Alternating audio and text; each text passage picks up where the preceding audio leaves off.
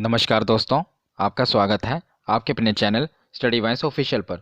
दोस्तों, आज का हमारा टॉपिक है मॉडर्न हिस्ट्री का मोस्ट इम्पोर्टेंट टॉपिक, कांग्रेस अधिवेशन। ये टॉपिक इतना इम्पोर्टेंट है, इस बात का अंदाज़ा आप इसी बात से लगा सकते हैं कि इस समय एसएससी के एग्ज़ाम चल रहे हैं और लगभग हर शिफ्ट में कांग्रेस अधिवेशन से क्वेश्चन पूछा ही जा रहा है। तो ये वीडियो आपके लिए काफ़ी इंपॉर्टेंट होने वाली है। अगर आप ये वीडियो को पूरे एंड तक देख लेते हैं तो इस टॉपिक से आपका कोई क्वेश्चन गलत नहीं होगा। और हाँ, अगर आप ट्रिक के चक्कर में आए हैं कि हम ट्रिक से याद कर लेंगे तो ये वीडियो आपके लिए नहीं है, क्योंकि मैंने पूरे लॉजिक वाइज इसमें समझाया है। इसमें मैंने ट्रिक से नहीं बताया है। अगर मैं विश्वास दिलाता हूँ, अगर आप पूरी वीडियो को देख लेते हैं तो आपको ट्रिक से याद करने की ज़रूरत ही नहीं पड़ेगी। मैं इतने अच्छे तरीके से आपको याद कराऊंगा। आपको बस वीडियो को एक बार पूरा कॉन्सेंट्रेशन से देखना है। तो चलिए, बिना देरी किए हुए वीडियो को शुरू करते हैं। तो चलिए, अब हम इस टॉपिक को समझना शुरू करते हैं। तो हम देखते हैं कि आखिर भारतीय राष्ट्रीय कांग्रेस की स्थापना कब हुई, किसने की, जो कि हमारे एग्जाम के लिए महत्वपूर्ण है। तो मैं इसको आपको कहानी की तरह समझाऊंगा, जैसे कि पिछली वीडियो में मैं भी कहानी की तरह ही आपको समझाता रहा हूँ और आपका बहुत ही अच्छा रिस्पॉन्स रहा उन वीडियो पर भी। तो मैं इसे भी आपको कहानी की तरह समझाऊंगा, क्योंकि इससे क्या होगा कि आप इसे लिंक करेंगे और जल्दी याद कर लेंगे। आपको इसे रटने की ज़रूरत नहीं पड़ेगी और आप पूरी कॉन्सेंट्रेशन के साथ इस कहानी को सुनिए और इसके साथ लिंक करिए अपने आप को, तो आपको अच्छे तरह से समझ आएगा। तो ये कहानी शुरू होती है 28 दिसंबर 1885 से। तो कांग्रेस की स्थापना हुई थी 28 दिसंबर 1885 ईस्वी को। और इसके संस्थापक कौन थे, काफ़ी बार एग्जाम में पूछा गया है। तो एलन ऑक्टेवियन ह्यूम नामक एक व्यक्ति ने कांग्रेस पार्टी की स्थापना की थी सन 1885 ईस्वी में। इन्हें शॉर्ट फॉर्म में ए ओ ह्यूम में भी कहा जाता है, ए ओ ह्यूम। और ये कहाँ के निवासी थे? तो ये स्कॉटलैंड के निवासी थे। तो आखिर इन्होंने कांग्रेस पार्टी की स्थापना की क्यों? तो चलिए, थोड़ी पीछे की स्टोरी मैं आपको बताता हूँ। तो जैसे कि आपको पता होगा, सन 1857 ईस्वी की क्रांति बहुत ही मशहूर है। तो सन 1857 ईस्वी के बाद क्या हुआ था कि भारत के कोने कोने पर अंग्रेजों के खिलाफ विद्रोह होने शुरू हो गए थे। मतलब स्वतंत्रता के लिए भारत के चाहे नॉर्थ साइड हो, साउथ में, ईस्ट में, वेस्ट में, हर जगह विद्रोह होने शुरू हो गए थे। तो ए ह्यूम ने क्या सोचा, क्यों ना एक पार्टी यानी एक संघ का गठन किया जाए जो पूरे भारत का प्रतिनिधित्व करे, और वो जैसे कुछ भी प्रॉब्लम हो तो वो हमें बताए, तो उसके बाद हम सुनेंगे। मतलब उन्होंने इसलिए नहीं किया था कि ये स्वतंत्रता दिलाए, उन्हें ये नहीं पता था कि यही कांग्रेस बाद जो आज एक चिंगारी है, बाद में एक आग का रूप धारण कर लेगी और भारत की स्वतंत्रता के लिए इसका एक अहम योगदान होगा। उन्होंने इस सोच के लिए नहीं किया था।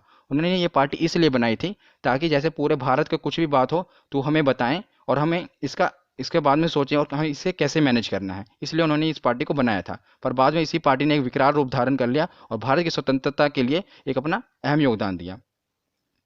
ए यूं का सोचना था कि ये हमसे मतलब अर्जी करेंगे, याचिका करेंगे, फिर उसके बाद हम इसे हैंडल कैसे करेंगे ये हमारे ऊपर है।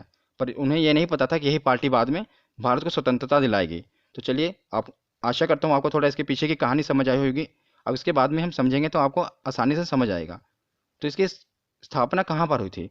तो जो पहला कांग्रेस का अधिवेशन हुआ था, ये बम्बई के, जैसे जो आज बॉम्बे है, इसे पहले बम्बई कहा जाता था, इसलिए मैंने बम्बई लिखा है क्योंकि हर जगह ये बम्बई ही मेंशन है, जिसे आज बॉम्बे कहा जाता है। तो बम्बई के गोकुल दास तेजपाल संस्कृत विद्यालय में कांग्रेस का पहला अधिवेशन हुआ था। मतलब ये कह सकते हैं कि जो पार्टी की स्थापना हुई, ये बम्बई के गोकुल दास तेजपाल संस्कृत विद्यालय में हुई थी। किसने की थी? ए.ओ. ह्यूम ने की थी। कब की थी? सन 1885 ईस्वी में की थी। तो उस समय के वायसराय कौन थे? तो उस समय के वायसराय थे लॉर्ड डफरिन। और दादा भाई नौरोजी ने इसका नामकरण भारतीय राष्ट्रीय कांग्रेस किया। तो जो ये ए ह्यूम है, इन्होंने इसका नाम रखा था भारतीय राष्ट्रीय संघ। क्या नाम रखा था? भारतीय राष्ट्रीय संघ। पर दादा भाई नौरोजी ने इसका नाम बदल कर रख दिया भारतीय राष्ट्रीय कांग्रेस। बहुत ही इंपॉर्टेंट है, किसने इसका नामकरण किया ये पूछा जाता है। तो भारतीय राष्ट्रीय कांग्रेस का नामकरण दादा भाई नौरोजी ने किया, जिसका पहले नाम क्या था? भारतीय राष्ट्रीय संघ। और ये जो दादा भाई नौरोजी हैं, इन्हें grand old man of India भी कहा जाता है। काफ़ी बार पूछा गया है, grand old man of India किसे कहा जाता है? दादा भाई नौरोजी को। और एक एक्स्ट्रा फैक्ट मैं आपको बता दूं कि ये ब्रिटेन में इन्होंने चुनाव जीता था और चुनाव जीतकर वहाँ की संसद में पहुँचने वाले पहले एशियाई थे। पहले भारतीय नहीं, पहले एशियाई, जिन्होंने ब्रिटेन में जाकर चुनाव जीता और वहाँ की संसद में पहुँचे थे। इसलिए काफ़ी इंपॉर्टेंट है। तो चलिए आगे देखते हैं। ये कुछ प्रमुख बयान हैं जो कि एग्जाम में पीसीएस लेवल तक पूछे गए हैं, इसलिए मैंने इसे इंक्लूड कर लिया ताकि अगर आप ये वीडियो देख रहे हैं और किसी भी एग्जाम की तैयारी कर रहे हो तो आपका क्वेश्चन गलत नहीं होना चाहिए। इस मकसद से मैंने ये वीडियो को बनाया है। तो ये कुछ प्रमुख बयान हैं जो कि काफ़ी बार पूछे गए हैं, तो इसलिए मैंने सोचा इसे भी मेंशन कर देता हूँ। तो सबसे पहले देखते हैं, फिरोज शाह मेहता। इन्होंने कहा था कि कांग्रेस की आवाज़ जनता की आवाज़ नहीं है। इन्होंने ऐसा क्यों कहा था? क्योंकि ये जो पार्टी बनी थी, एक तो पहले अंग्रेजी ने बनाई थी। उन्होंने ये नहीं सोचा था ना कि आगे जाके यही पार्टी स्वतंत्रता दिलाएगी, आगे जाके ये सब व्यक्ति उनसे जुड़े। पर शुरुआत में इन्होंने ये बयान दिया था कि कांग्रेस की जो आवाज़ है ये जनता की आवाज़ नहीं है, क्योंकि जो ये पार्टी थी, आगे हम पढ़ेंगे कि जो शुरुआत में जो पहला अधिवेशन हुआ था उसमें सिर्फ 72 प्रतिनिधि जुड़े थे, मतलब सिर्फ 72 मेंबर थे, वो बहुत ही कम। जिन्होंने इसलिए कहा था कि जो कांग्रेस की आवाज़ है ये पूरी जनता की आवाज़ नहीं है, ये कुछ लोगों की ही आवाज़ है। उसके बाद जो समय के गवर्नर जनरल थे, मैंने आपको बताया जो वायसराय थे, डफरिन, उन्होंने कहा था ये कि सूक्ष्मदर्शी अल्पसंख्यकों की संस्था है। सूक्ष्मदर्शी अल्पसंख्यकों की संस्था है, ये काफ़ी बार एग्जाम में पूछा गया है कि सूक्ष्मदर्शी अल्पसंख्यकों की संस्था किसने कहा था, ये डफरिन ने कहा था। तो अगला बयान है अरविंदो घोष का, ये भी काफ़ी इंपॉर्टेंट है। ये कहते हैं कि कांग्रेस जो है ये भीख मांगने वाली संस्था है। इन्होंने ऐसा क्यों कहा? तो जैसा कि मैंने आपको पीछे बताया ना कि एओ ह्यूम ने पार्टी का गठन ही इस मकसद से किया था ताकि कुछ मेंबर हों और ये पूरे भारत का प्रतिनिधित्व करें, और कुछ कोई भी बात हो तो ये हमारे आगे रिक्वेस्ट करें, फिर उसके बाद हम देखेंगे इसे हैंडल कैसे करना है। मतलब जो जगह जगह पे विद्रोह हो रहे हैं उन्हें दबाया जा सके और हम कह सके कि हम आपकी बात को सुन रहे हैं, पर उस बात को सुना ना सके, बस हैंडल एक कहने की बात है कि वो कहा जा सके कि पूरे भारत की ये पार्टी प्रतिनिधित्व कर रही है और हम आपकी बात सुन रहे हैं। मतलब उसे कैसे हैंडल करना है ये अंग्रेज ही देखते थे, इसीलिए मतलब ये जो सरकार के आके रिक्वेस्ट करते थे, इसीलिए उन्होंने कहा था कि जो कांग्रेस है ये भीख मांगने वाली संस्था है, ये संघर्ष करना नहीं चाहती। उसके बाद आगे हम देखते हैं गांधी। गांधी जी ने कहा था कि कांग्रेस को अब समाप्त कर देना चाहिए। ये जो बयान दिया था ये गांधी जी ने ये दिया था सन 1947 ईस्वी के बाद, मतलब जो आज़ाद हो गई थी, भारत आज़ाद हो गया था, उसके बाद उन्होंने ये बयान दिया था कि कांग्रेस को अब समाप्त कर देना चाहिए, क्योंकि जिस मकसद के लिए कांग्रेस बनी थी उसका मकसद पूरा हो गया है, इसलिए अब कांग्रेस को समाप्त कर देना चाहिए। पर कांग्रेस इतनी फेमस हो चुकी थी उस समय भारत में, इसलिए उन्होंने बाकी लोगों ने जो बाकी मेंबर थे उन्होंने इसको समाप्त नहीं किया। पर गांधी जी का कहना था कि कांग्रेस को समाप्त कर देना चाहिए। ये कुछ प्रमुख बयान थे जो कि एग्जाम में पूछे जाते हैं, इसलिए मैंने इसे कवर किया, आप इन्हें याद रखना। तो चलिए अब हमें अपना टॉपिक शुरू करते हैं कि जो महत्वपूर्ण कांग्रेस अधिवेशन है। वैसे तो देखा जाए तो जो कांग्रेस के अधिवेशन है ये 50 से ज़्यादा हैं, पर मैंने इसमें लगभग 17-18 कवर किए हैं। इससे बाहर आपको नहीं पूछा जाएगा, क्योंकि यही बार बार रिपीट हो रहे हैं, इसीलिए मैंने पहले देखा कि कौन से रिपीट हो रहे हैं बार बार, उन्हीं को कवर किया है। इससे बाहर आपका कोई नहीं पूछा जाएगा। वैसे तो 50 से भी ज़्यादा है, पर उतना हमें याद करने की कोई ज़रूरत है नहीं है, ना हम उतना याद कर पाएंगे। तो जितना हम याद कर सकते हैं और जो कि हमारे एग्जाम के लिए इंपॉर्टेंट है, मैंने सब कुछ इसमें कवर किया है, और इसे करना कैसे है याद वो भी मैं आपको बताऊंगा। तो चलिए पहले शुरुआत के देखते हैं। तो जैसे कि कांग्रेस के स्थापना कब हुई थी? 1885 से। तो हमें शुरुआत करनी है 1885 से। तो पहले चार आपको याद रखने हैं, लगातार हैं, याद रहेंगे। पहला 1885, दूसरा 1886, तीसरा 1887 और चौथा 1888। ये पहले चार अधिवेशन हैं। और ये अधिवेशन कहाँ कहाँ पर हुए, ये गौर करने की बात है कि यहाँ यहाँ पर बहुत सोच समझ के ये अधिवेशन यहाँ पर किए गए थे। पहला बम्बई में किया गया था, फिर कलकत्ता किया गया था, फिर मद्रास में किया गया था, और इलाहाबाद किया गया था। अभी आप बस इसे सुनिए, आपको खुद याद रहेंगे। बस अब मैं आपको जो बताना चाहता हूँ आप वो समझिए कि अधिवेशन कहाँ कहाँ किए गए, इनके अध्यक्ष कौन कौन थे, बहुत सोच समझ कर किया गया था। तो जैसा कि आप देख रहे हैं कि पहला अधिवेशन बम्बई में किया गया, उस समय अध्यक्ष कौन थे? रमेश चंद्र बनर्जी थे। और दूसरा जो है अधिवेशन कलकत्ता में किया गया, उस समय अध्यक्ष कौन थे? दादा भाई नौरोजी थे। तीसरा अधिवेशन मद्रास में किया गया, उस समय अध्यक्ष कौन थे? बदरुद्दीन तैयब थे। चौथा अधिवेशन इलाहाबाद में किया गया, और उस समय अध्यक्ष कौन थे? George Yule. अब अध्यक्ष पर देख रहे हैं, अगर आप अध्यक्ष पर गौर करें तो जो पहले अध्यक्ष थे ये हिंदू थे, दूसरे पारसी थे, तीसरे मुस्लिम थे, और चौथे ईसाई थे। ऐसा क्यों किया गया? ऐसा इसलिए किया गया ताकि लोगों को ये ना लगे कि जो कांग्रेस पार्टी है ये पर्टिकुलर किसी चीज़ की पार्टी, मतलब पर्टिकुलर धर्म की पार्टी है। ये सभी धर्मों को साथ लेकर चलना चाहती थी, ताकि ये दिखाया जा सके कि हम पूरे भारत का प्रतिनिधित्व कर रहे हैं। इसीलिए उन्होंने सब धर्मों के अध्यक्ष बनाए। पहले चार अध्यक्ष ही आप गौर करेंगे, पहले हिंदू थे, दूसरे पारसी थे, तीसरे मुस्लिम थे, और चौथे ईसाई थे। मतलब सभी धर्मों को इसमें इंक्लूड किया गया, ताकि ये लगे, ये दिखाया जा सके कि जो कांग्रेस पार्टी है ये सभी पूरे भारत का प्रतिनिधित्व कर रही है, ना कि एक पर्टिकुलर जगह से ये अपना प्रतिनिधित्व कर रही है।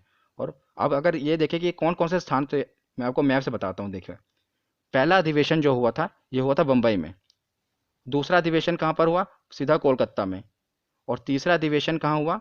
इलाहाबाद में, और चौथा अधिवेशन कहाँ हुआ? मद्रास में। आप गौर कर रहे हैं कि कहाँ कहाँ पर अधिवेशन हुआ? पहला तो बम्बई में हुआ जो कि भारत के पूरे वेस्ट में है, दूसरा कलकत्ता में हुआ जो कि ईस्ट में है, तीसरा मद्रास में हुआ जो कि साउथ में है, और चौथा इलाहाबाद में हुआ जो कि नॉर्थ में आ जाता है। तो देखा, इससे ये दिखाने की कोशिश की कि हम पूरे भारत के कोन को, मतलब हम एक जगह की पार्टी नहीं है, हम पूरे भारत को कवर कर रहे हैं। इसलिए उन्होंने अपने अध्यक्ष भी हर धर्म के रखे, और जो पहले चार अधिवेशन हुए वो भी भारत के चारों कोनों पे हुए। मैं आपको ये समझाना चाहता था। ये बस ऐसे ही आपको नॉलेज के लिए बता रहा हूँ, ये बस आपको याद रखने के लिए। तो चल अब हम मेन अपना देखते हैं। 1885 में मुंबई में विमेश चंद्र बनर्जी ने इसकी अध्यक्षता की। उसमें 72 प्रतिनिधियों ने भाग लिया था। इसीलिए तो कहा गया था कि ये सूक्ष्मदर्शियों की पार्टी है, क्योंकि जो पहले बाद में जो इसके अधिवेशन हुआ था उसमें बहुत कम मेंबरों ने भाग लिया था, सिर्फ 72 प्रतिनिधियों ने भाग लिया था। और दूसरा कलकत्ता में हुआ, जिसमें दादा भाई नौरोजी ने भाग लिया। तीसरा मद्रास में, जिसमें बदरुद्दीन तैयब ने। इससे क्या पूछा जाता है कि जो कांग्रेस के पहले मुस्लिम अध्यक्ष कौन थे, तो कांग्रेस के पहले मुस्लिम अध्यक्ष कौन थे? बदरुद्दीन तैयब। ये क्वेश्चन इतना बार पूछा गया कि पूछ पूछ के घिसा दिया गया इस क्वेश्चन को कि पहले मुस्लिम अध्यक्ष कौन थे, तो बदरुद्दीन तैयब थे। नेक्स्ट देखते हैं 1888 में इलाहाबाद में हुआ। जॉर्ज यूल इसके अध्यक्ष थे और ये पहले अंग्रेज अध्यक्ष थे। तो पूछा जाए पहले मुस्लिम अध्यक्ष कौन थे, तो बदरुद्दीन तैयब थे। पहले अंग्रेज अध्यक्ष कौन थे, तो जॉर्ज यूल थे। और पूछा जाए कि पहले अध्यक्ष कौन थे, तो वो विमेश चंद्र बनर्जी थे। इससे हमें इतना सीखने को मिला और आप इसे याद रखिएगा क्योंकि इससे बहुत बार क्वेश्चन पूछा गया है इतने पार्ट से। तो नेक्स्ट देखते हैं। अब ये देखिए, आप घबराइएगा मत, बहुत ही आसानी से आपको याद होगा। बस वीडियो को आप पूरा एंड तक देखिए और अगर एक बार नहीं याद होता, एक बार आप पूरा देख लेंगे समझ तो आ जाएगा आपको। फिर दूसरी बार देख के नोट्स बनाइए, उसके बाद आपको इसे देखने की जरूरत नहीं पड़ेगी जिस हिसाब से मैं आपको समझा रहा हूँ। अब देखिए इसे याद कैसे करना है।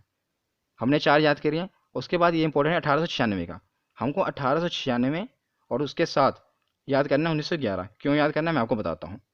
इन दोनों से क्या पूछा जाता है? हर बार यही पूछा जाता है कि पहली बार वंदे मातरम कहाँ गाया गया और पहली बार जनगण मन कहाँ गाया गया। अब देख रहे हैं ना, एक पहली बार वंदे मातरम गाया गया और एक पहली बार जनगण मन कहाँ गाया। तो दोनों ही कोलकाता में गाए गए, स्थान एक ही है, याद रखिएगा, कलकत्ता। दोनों स्थान कलकत्ता में गए।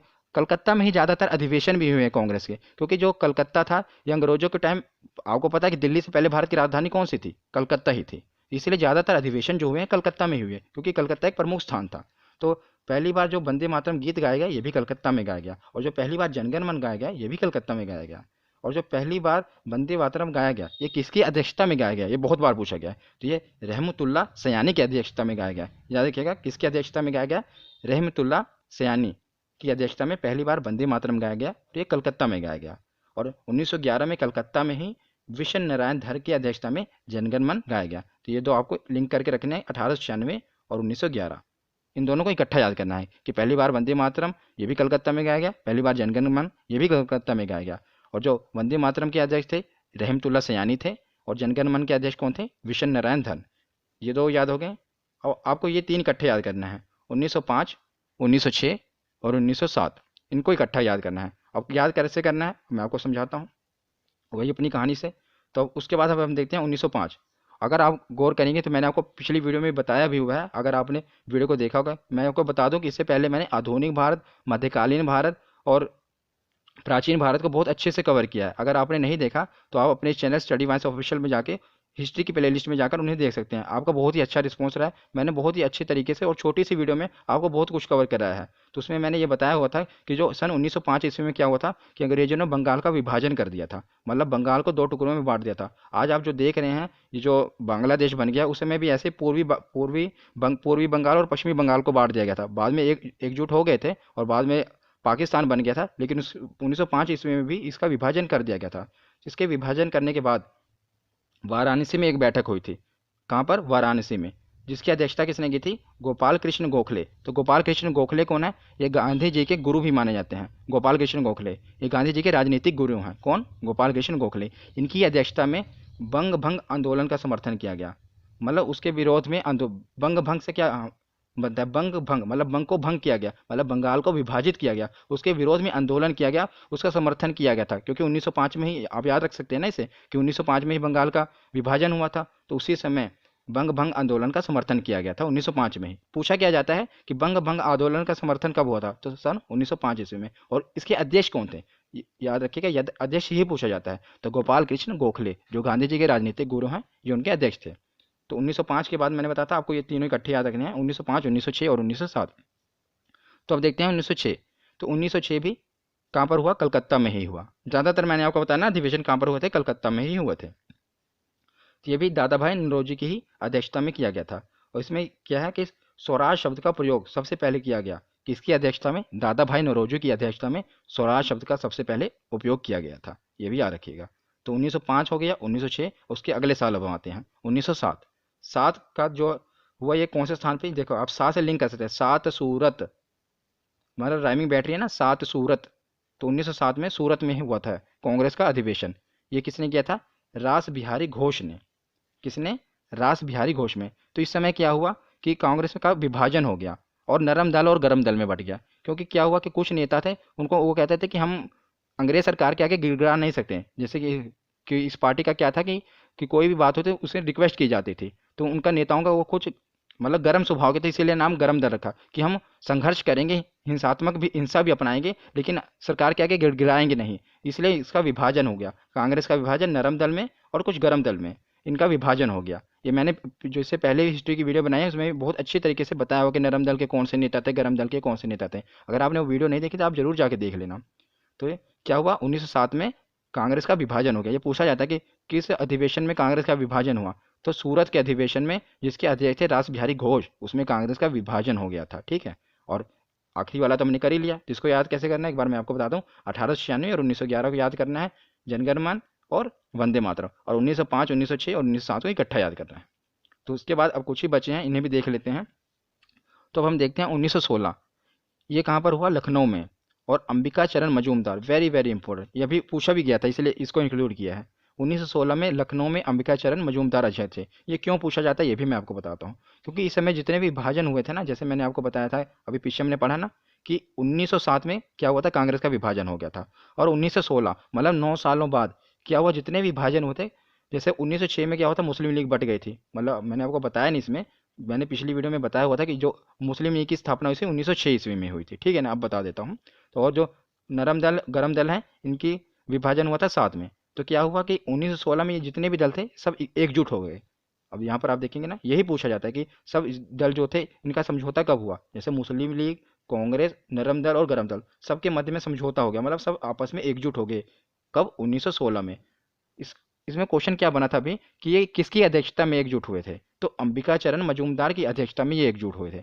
अब मैं अगर आपको बता दूं, ये इतना इंपॉर्टेंट है इसलिए मैं आपको इसको याद करने की ट्रिक भी बता सकता हूँ इसमें।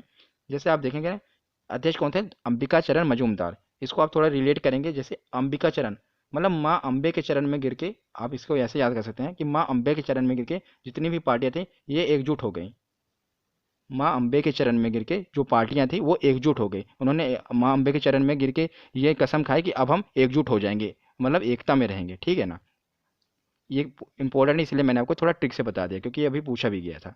तो उसके बाद अगले साल 1917, ये काफ़ी इंपॉर्टेंट क्यों है, इसका अधिवेशन भी लखनऊ कलकत्ता में हुआ, सॉरी कलकत्ता में हुआ। ज़्यादातर मैंने आपको बताया ना कलकत्ता में ही हुए हैं। और इसकी अध्यक्षता किसने की थी, तो एनी बेसेंट ने की थी। और ये क्यों इंपॉर्टेंट है, क्योंकि ये प्रथम महिला अध्यक्ष थी। अब थोड़ा हम रिपीट करते हैं। पहले मुस्लिम अध्यक्ष कौन थे, बदरुद्दीन तैयब थे। तो और उसके बाद पहले अध्यक्ष कौन थे, तो विमेश चंद्र बनर्जी थे। मैंने आपको पीछे बताया ना, देखो पहले अध्यक्ष कौन थे, विमेश चंद्र बनर्जी थे। पहले मुस्लिम अध्यक्ष कौन थे, बदरुद्दीन तैयब थे। ये जो पहले पहले है ना, ये काफ़ी बार पूछा गया, बहुत ही बार पूछा गया है। और पहले अंग्रेज अध्यक्ष कौन थे, तो जॉर्ज यूल थे। ये 3 यहाँ से हो गए। अब उसके बाद हम देख रहे हैं कि पहली महिला अध्यक्ष कौन थी, तो एनी बेसेंट थी। इसमें काफ़ी कंफ्यूजिंग है एक ये चीज़ में कि पहली महिला अध्यक्ष और पहली भारतीय महिला अध्यक्ष। ये देखें, जैसा कि आप ये देख रहे हैं 1925 में कानपुर में जो अधिवेशन हुआ था उसमें सरोजिनी नायडू अध्यक्ष थी और ये पहली भारतीय महिला अध्यक्ष थी। और जो ये अब 1917 में देख रहे हैं, ये कलकत्ता में जो अधिवेशन हुआ था, एनी बेसेंट इसके अध्यक्ष थी। ये पहली महिला अध्यक्ष थी, मतलब पहली महिला अध्यक्ष पूछा जाए, इसी में बार बार कंफ्यूजिंग क्रिएट करता है एग्जामिनर। वो ये पूछता है कि पहली महिला अध्यक्ष कौन थी, तो पहली महिला अध्यक्ष तो एनी बेसेंट थी। लेकिन अगर वहाँ पर लिखा आ जाए कि पहली भारतीय महिला अध्यक्ष कौन थी, तो पहली भारतीय महिला अध्यक्ष सरोजिनी नायडू थी। ये आपको याद रखना है। तो 1917 और 1925 को रिलेट करके चलना है कि 1917 को जो कोलकाता का अधिवेशन हुआ था, एनी बेसेंट वो पहली महिला अध्यक्ष थी। और 1925 का जो अधिवेशन था, सरोजिनी नायडू जिसकी अध्यक्ष थी, वो पहली भारतीय महिला अध्यक्ष थी। तो 1916, 1917 और 1925 ये तीनों हमने याद किए। अब ये बचे 1920 और 24, ये भी काफ़ी इंपॉर्टेंट है। मैंने इंपॉर्टेंट इसमें कवर किए हैं, इसलिए बताने की कोई ज़रूरत नहीं है कि ये भी इंपॉर्टेंट है, ये भी इंपॉर्टेंट है, क्योंकि जो जो इंपॉर्टेंट है मैंने वो सभी कवर किए हैं। तो मैंने आपको बताया था ना कि 50 से ज़्यादा है, लेकिन जो जो इंपॉर्टेंट है मैंने उन्हीं के कवर किया, क्योंकि एक किसी न किसी में एग्जाम में पूछे गए हैं। तो जो 1920 का हुआ था, ये नागपुर में हुआ था। कब, कहाँ पर हुआ था, नागपुर में। वीर राघवाचारी इसके अध्यक्ष थे। तो अगर आप थोड़ा लिंक करें, मैंने जब आपको महात्मा गांधी जी का पूरा बताया था वीडियो में, गांधी आंदोलन जितने भी आंदोलन गांधी जी ने किए थे, मैंने उसके ऊपर एक डेडिकेटेड वीडियो बनाई हुई है, आप अपने इस चैनल में जाकर जरूर देखना। तो 1920 का टाइम अगर आप याद करेंगे तो उस समय क्या हो रहा था, 1920 ईस्वी में असहयोग आंदोलन हो रहा था ना। गांधी जी ने असहयोग आंदोलन कब किया था, मैंने उस समय भी आपको बताया था। तो गांधी जी ने 1920 ईस्वी में असहयोग आंदोलन किया था। ये 1920 ईस्वी की बात है। ये नागपुर में इसका अधिवेशन हुआ और वीर राघवाचारी इसके अध्यक्ष थे, क्योंकि असहयोग आंदोलन अंग्रेजों के खिलाफ हो रहा था, तो कोई वीर व्यक्ति ही चाहिए ना जो इसके खिलाफ अध्यक्षता रखे। तो वीर राघवाचारी थे वो, उन्होंने इसके वो अध्यक्ष बने थे। तो इस समय क्या हुआ था, असहयोग प्रस्ताव पारित हुआ था। तो उसी के बाद गांधी जी ने असहयोग आंदोलन किया था। वो पारित कहाँ हुआ था, इसी अधिवेशन में हुआ था। और इसमें दो चीज़ें हुई थी, और कांग्रेस के जो संविधान में परिवर्तन हुआ था। अलग अगर कोई गठन, कोई भी संगठन बन रहा है तो ऐसे कैसे चलता है, कोई ना कोई संविधान, कोई रूल रेगुलेशन चाहिए ना।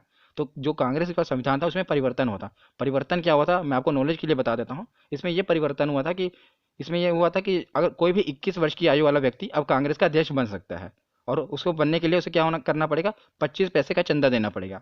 तो दो कंडीशन थी, एक तो उसे 25 पैसे का चंदा देना पड़ेगा, एक तरह आप एंट्री फीस समझ लीजिए। 25 पैसा चंदा देकर, और उसकी आयु 21 वर्ष की होनी चाहिए। तो अगर वो 21 वर्ष का है और 25 पैसा चंदा देता है तो कांग्रेस पार्टी का मेंबर बन सकता है, ठीक है ना। तो कांग्रेस पार्टी के संविधान में परिवर्तन हुआ था और असहयोग प्रस्ताव पारित हुआ था। इसे तो याद रखना मुश्किल नहीं है, मैंने आपको बताया ना 1920 ईस्वी में हुआ, क्योंकि 1920 ईस्वी में ही असहयोग आंदोलन हुआ, काफ़ी फेमस था, तो आपको याद होना चाहिए। और वीर, मैंने कहा ना, कोई असहयोग आंदोलन अंग्रेजों के खिलाफ हुआ था, कोई वीर व्यक्ति ही चाहिए, तो उसकी अध्यक्षता वीर राघवाचारी ने की। बाकी मैंने आपको बताया कि संविधान में परिवर्तन भी इसी समय में हुआ था और असहयोग प्रस्ताव यहाँ पर पारित हुआ था। पारित होने के बाद आंदोलन हुआ था, ठीक है।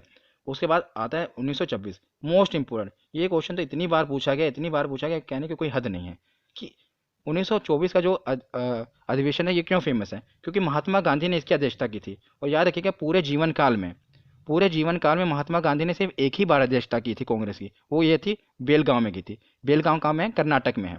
तो बेलगांव में महात्मा गांधी ने अध्यक्षता की थी, कितनी बार, सिर्फ एक ही बार। ये प्रश्न पूछा गया कांग्रेस के अध्यक्ष कितनी बार बने महात्मा गांधी, तो आपने कई, हम सोचते होंगे कि महात्मा गांधी मतलब कई बार बने होंगे, लेकिन नहीं, वो सिर्फ एक ही बार अध्यक्ष बने हैं, वो भी सन 1924 ईस्वी में बने हैं। उसके बाद इन्होंने कभी भी अध्यक्षता नहीं की, ना इससे पहले कभी की, सिर्फ एक ही बार की, वो बेलगांव में की। इसलिए मैंने लिखा ना, गांधी जी सिर्फ एक ही बार अध्यक्ष बने हैं, इसलिए काफ़ी इंपॉर्टेंट बन जाता है कि गांधी जी कब किस अधिवेशन में अध्यक्ष बने थे, तो बेलगांव के अधिवेशन में वो अध्यक्ष बने थे। तो याद हो गया, 1925 वाला मैंने आपको बता ही दिया था। तो इसको याद करने का तरीका कैसे था, 1916 का याद करना था, अंबिका चरण मजूमदार, अंबे माँ के चरणों में गिर के सभी पार्टियां एक मतलब इकट्ठा होने की उन्होंने कसम खाई। उसके बाद 1917 और 1925 को इकट्ठा याद करना है, क्योंकि ये पहली महिला अध्यक्ष थी और ये पहली भारतीय महिला अध्यक्ष थी। और 1920 वाला कोई वीर ही करेगा सहयोग आंदोलन, और महात्मा गांधी एक ही बार बने, ठीक है। ये चारों ही हो गए, बस अब कुछ ही बचे हैं, यही चार बचे हैं। इसके अलावा अगर कोई भी क्वेश्चन नहीं बनेगा, आप टेस्ट लगा लेना, आप मतलब देखना कि प्रीवियस ईयर में कौन कौन से क्वेश्चन बने हैं, इससे बाहर कोई भी क्वेश्चन नहीं बनेगा। अब उस देखना है, ये देखो याद कैसे करना। 1919 1929 और 1931 ये दोनों पाकिस्तान में हुए, एक लाहौर में हुआ और एक कराची में हुआ। और इसकी अध्यक्षता भी किसने की, एक भारत के प्रधानमंत्री ने की, और 1931 वाले भारत के उप प्रधानमंत्री। भारत के पहले प्रधानमंत्री कौन थे, जवाहरलाल नेहरू, और भारत के पहले उप प्रधानमंत्री कौन थे, वल्लभ भाई पटेल। तो दोनों ने ही पाकिस्तान में अध्यक्षता की थी। इंटरेस्टिंग है। जो जवाहरलाल नेहरू थे इन्होंने लाहौर में की थी, लास्ट याद रखना, लाल लाहौर। और जो कराची वाला है ये वल्लभ भाई पटेल ने की थी, ठीक है ना, 2 साल बाद। तो इसमें हुआ क्या था, जो लाहौर में अधिवेशन हुआ था, इसमें पूर्ण स्वराज की पहली बार मांग हुई थी कि अब हमने पूर्ण स्वराज चाहिए, मतलब पूर्णतः स्वतंत्रता चाहिए, अब अंग्रेजों को हमें भगाना है। अब पूर्ण स्वराज की मांग कब हुई थी, जवाहरलाल नेहरू की अध्यक्षता में हुई थी। इससे आप याद रख सकते हैं कि इन्होंने मांग की थी, इसीलिए इन्हें प्रधानमंत्री बना दिया गया। मतलब ऐसा हुआ नहीं था, मैं आपको याद रखने के लिए बता रहा हूँ कि इन्होंने कहा था कि पूर्ण स्वराज की मांग की थी, इसीलिए इन्हें प्रधानमंत्री बना दिया गया। क्योंकि ये क्वेश्चन पूछा जाता है कि पूर्ण स्वराज की मांग किसकी अध्यक्षता में हुई थी, तो जवाहरलाल नेहरू की अध्यक्षता में हुई थी। पर और ये कहाँ पर हुई थी, लाहौर में अधिवेशन हुआ था, ठीक है ना। नेक्स्ट देखते हैं 1931 कराची, 2 साल बाद कराची में हुआ। उन्हें प्रधानमंत्री बना दिया गया, कौन, वल्लभ भाई पटेल।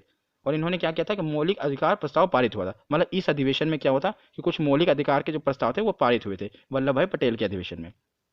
उसके बाद नेक्स्ट देखते हैं, दो ही बचे हैं, एक 1937 और एक 1947। 1929 और 31 को इकट्ठा याद करना है, और 1937 का तो आप याद कर ही लेंगे। 37 का क्यों इंपॉर्टेंट है, 37 का इसलिए इंपॉर्टेंट है, ये भी अध्यक्षता जवाहरलाल नेहरू ने की थी, याद रखना। पर ये पहली बार था कि गांव में अधिवेशन होता। अभी तक के जितना भी अधिवेशन हुए कांग्रेस के, वो सब ज़्यादातर शहरों में, मतलब ज़्यादा भीड़ भाड़ वाले इलाके में हुए। लेकिन जो पहला ये अधिवेशन था, ये था कि किसी गांव में हुआ था, पर्टिकुलर गांव में। और गांव कहाँ पर है, ये यूपी में, फैजपुर है, यूपी के फैजपुर गांव में हुआ था पहली बार अधिवेशन। इसलिए ये पूछा जाता है कि किसकी अध्यक्षता में हुआ था, तो जो हमारे पहले प्रधानमंत्री थे उन्हीं की अध्यक्षता में हुआ, इसलिए जनता लुभावी थी और इन्हें प्रधानमंत्री बना दिया गया। ये मैं आपको याद करने के लिए बता रहा हूँ, ऐसा हुआ नहीं था, ठीक है। जवाहरलाल नेहरू की अध्यक्षता में पहली बार गाँव में अधिवेशन हुआ। और उसके बाद लास्ट बचा 1947। स्वतंत्रता के समय, ये इसलिए पूछा जाता है कि स्वतंत्रता के समय कांग्रेस के कौन अध्यक्ष थे। तो स्वतंत्रता के समय जब भारत को स्वतंत्रता मिली सन 1947 ईस्वी को, तो इसका अधिवेशन हुआ मेरठ में, और JB कृपलानी उस समय अध्यक्ष थे। याद रखिएगा, स्वतंत्रता के समय अध्यक्ष कौन थे? JB कृपलानी। तो याद करने का तरीका मैंने आपको बताया ना, 1929, 31 और 37 और 47। बाकी आपने पीछे सब याद कर लिया होगा। तो आज की ये वीडियो यहीं पर ख़त्म होती है। आशा करता हूँ आपको नॉलेजफुल लगी होगी और आपके लिए हेल्पफुल होगी। धन्यवाद।